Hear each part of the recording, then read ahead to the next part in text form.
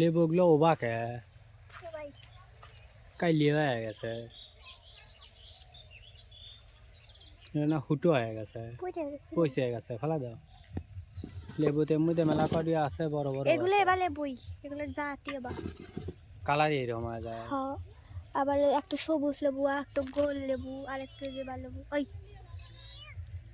চিন্তা করছেন আর কোন দিয়ে আসে দেখেন লেবুর গাছের ভিতর দিয়ে কেবল কল মুড়ি খেবার দিছি এর মধ্যে লেবু অনেকগুলোই আছে ছোট ছোট কিন্তু এহডে আহ কালার এটা আরো বাড়তে হবে এত বড় বড় একখান লেবু ওই যা রাখতো এহডে আহ কালার আর এহডে আহ সাইজ কেউ লম্বা কেউ গোল কেউ বাইটিয়া এই দেখো এর চেয়েও গোলটা আছে মূল একবার প্লেন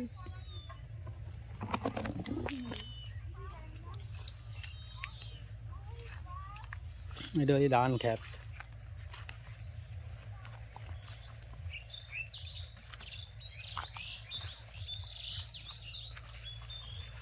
মোটর চালা দিয়ে পানি দিতেছেন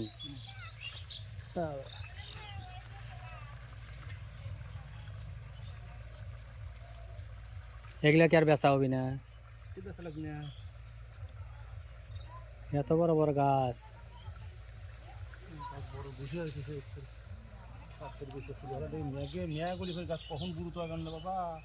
মানে ম্যাগের লেগে আর মানুষ লিতেছে না তো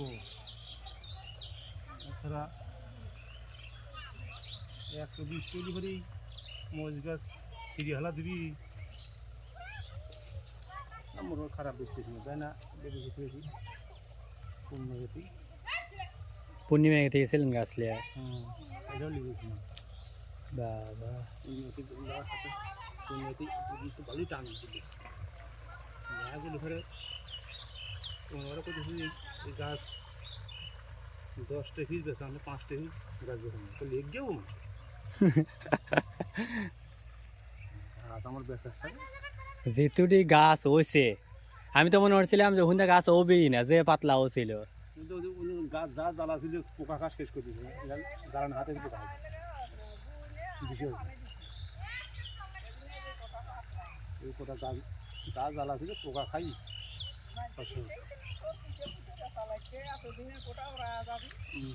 আর এই দিন যে মেয়া গমিতে কেটে জানা মেয়াগুলি ঘরে মরিচ গাছ এতদিনে ম্যাগে ম্যাগে মানুষ বিরক্ত হয়ে যাবে আর আমাদের এলাকা দিয়ে ম্যাগই নাই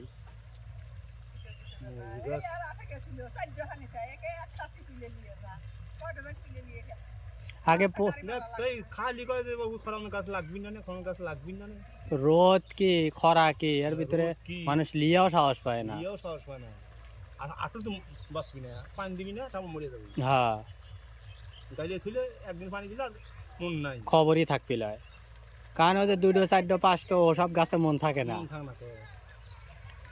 পুরো জমি আবাদ করলে তখন টেনশন থাকে মানুষের এগুলা মানুষ লেয় হলো 10টো 20টো 50টো আর যারা বেশি রে লেয় হেরা হলে পুরো জমি আবাদ করে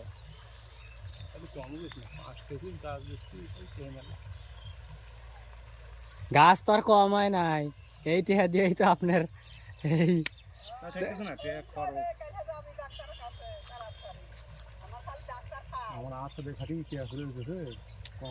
ডাক্তার এই টিয়াডো তাও তো ডাক্তারের টিয়াডো হবি কারণ ডাক্তার তো আপনার কাছে লাগেই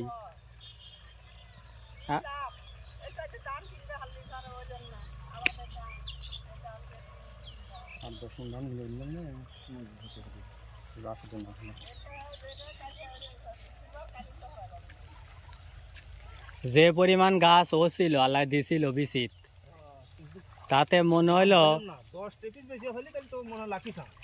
10টা বীজ বেচার পালি কমসে কম 30 মন ধান কিনবে এলেন নেই 30 মন কিনবে এলেন নেই এই এক কোটাই তো 10টা বীজ বেশি হইলাম না 10-12 টাকা এই খালি এক কোটায় আর কোটা রয়েছে 3টো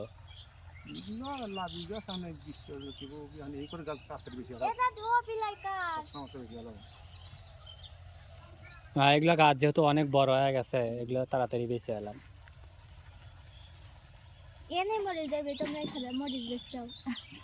এত ঘন মরিচ হইলায় হারা বড়ি গাড়া লাগবি তাহলে তুলে তুলে হেন করি হালান হ্যাঁ এনে গাছ হয় এক ডং মালি ভরি পাইয়ে লে এখন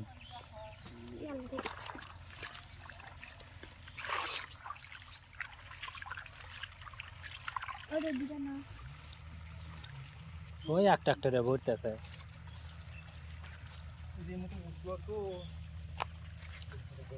আপনি এখন পানি দিতেছেন, আল্লাহ দিলে বৃষ্টি হয়ে যাবে নি। বৃষ্টি হলেই লাভ, আর গরমও কমবে নি, আর মরিচ গাছগুলো বেচা হয়ে যাবে নি।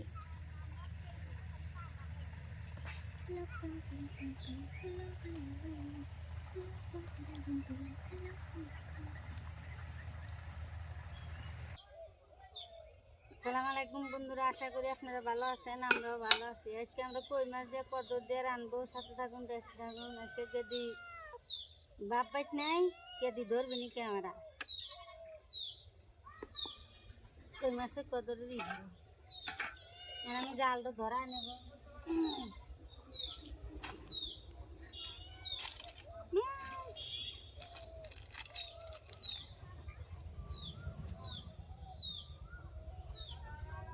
এই কি হয়েছে মা?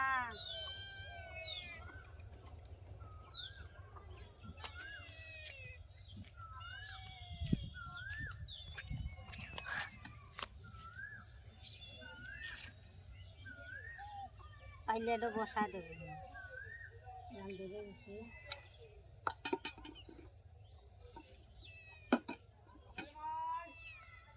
আজকে কই মাছ আর কদর এক লগে কষা হলাম।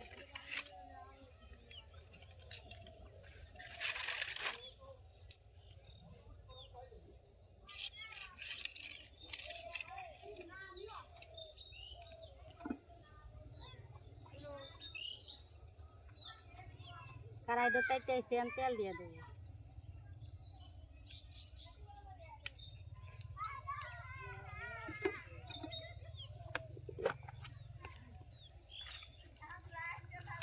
পেঁয়াজ আর কাঁচামরিচ দিয়ে দেবো।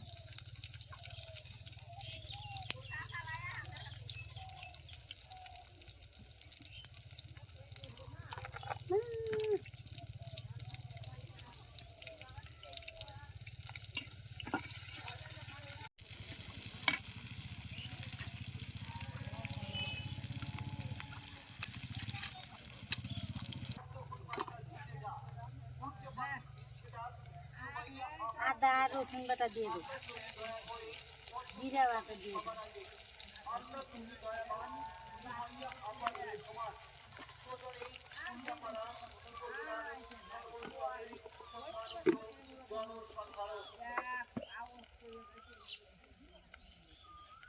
লবণ দিয়ে দেবো।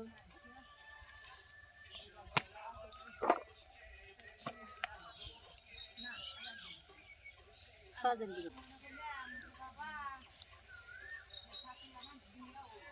হলুদের গুঁড়ো দিয়ে দেবো।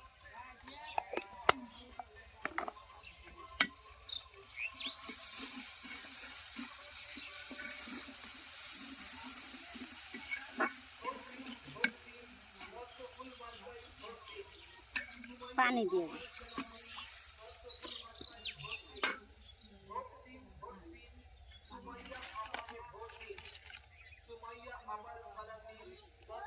কই মাছ দিয়ে দেবো।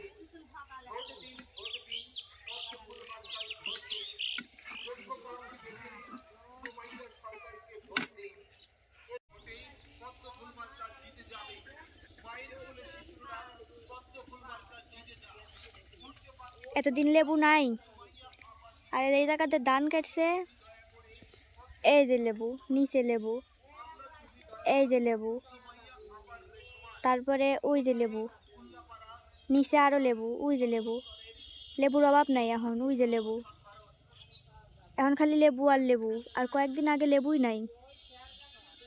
রোজার মাস তো হেতে লেগে নাই।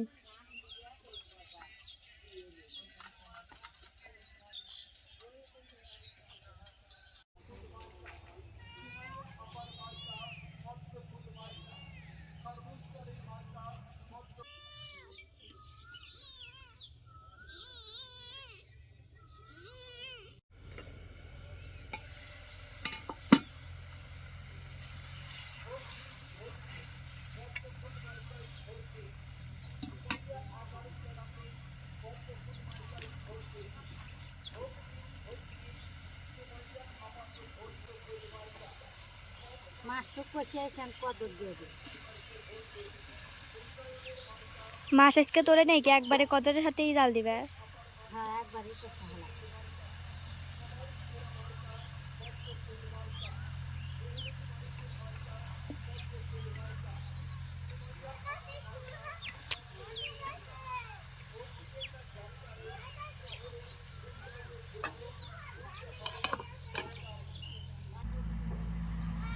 শুধু কষে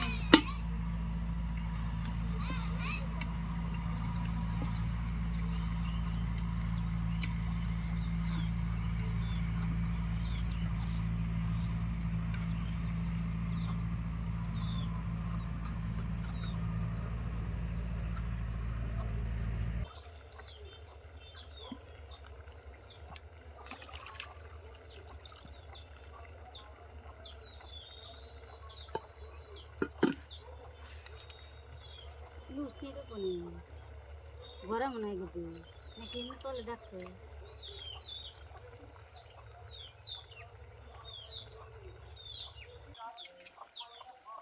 তরকারিটা হয়ে গেছে, কদর আর কই মাছের তরকারি হয়ে গেছে, তুলে নেব। ভাত তুলে দেবো এখন।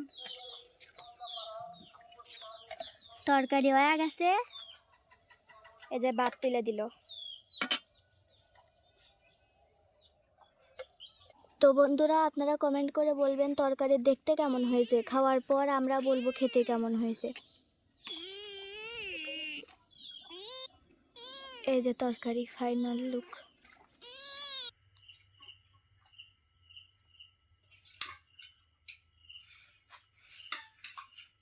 ফাতেমা কি খাবে? কদর তারপরে কই মাছ। কই মাছও খাও না, কদরও খাও না, খাইবে কি কও? এত ফুটে হয়ে থাকা খাওয়া যায়। ভিডিও হইলে তুমি, রান্না তোমরা, হুম আমি তো আসিলামই না, তাহলে তো এগুলো তোমরাই বেশি খাবে, আমি তো খাবো না, কারণ আমি আসিলামই না। তুমি খাও। মাছ বেশি বেশি আছে, মাছ বেশি কিছু দুধ খাবো। বন্ধুরা আসলে আমি বাড়িতে ছিলাম না, গাড়ি ডিস্টার্ব, ওইটা সারতে গেছিলাম। তো মেকারের কাছ নেই নিজেই টুকটাক করে যেটুকু পারছি সারছি, আর একটু বাদ আছে, কালকে সকালে ইনশাল্লাহ চেষ্টা করবো, আল্লাহ জুল বাসা রাখে।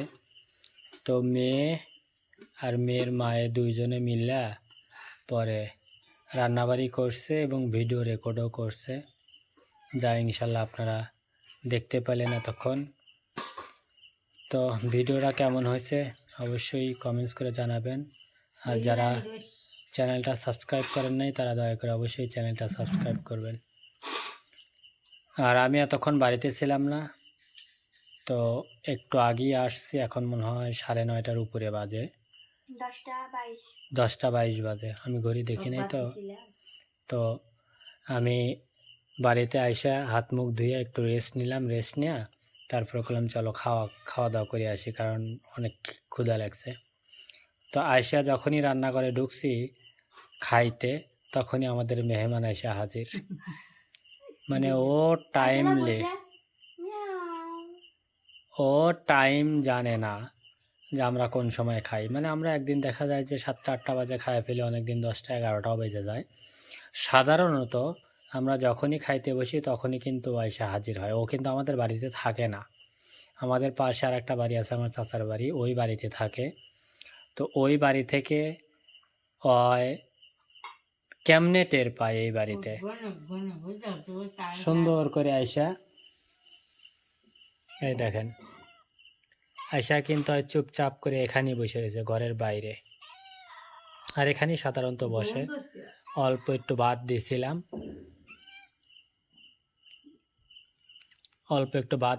ও খাইছে। খাওয়ার পরে যে মাছের কাল্লা আর 4টা ভাত দিছি, কাল্লাটাই আগে খাইতেছে। খাওয়া দাওয়া শেষ, আর পেট ভরে চলে যাব।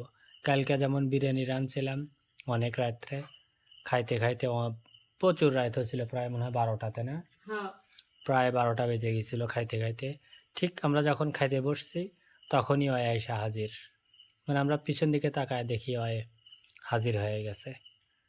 তো ওরে বিরিয়ানি ইচ্ছা মতো খাওয়াইছিলাম, ও যতক্ষণ পারছে পরে শেষ পর্যন্ত অল্প একটু থুয়েই চলে গেছে। মানে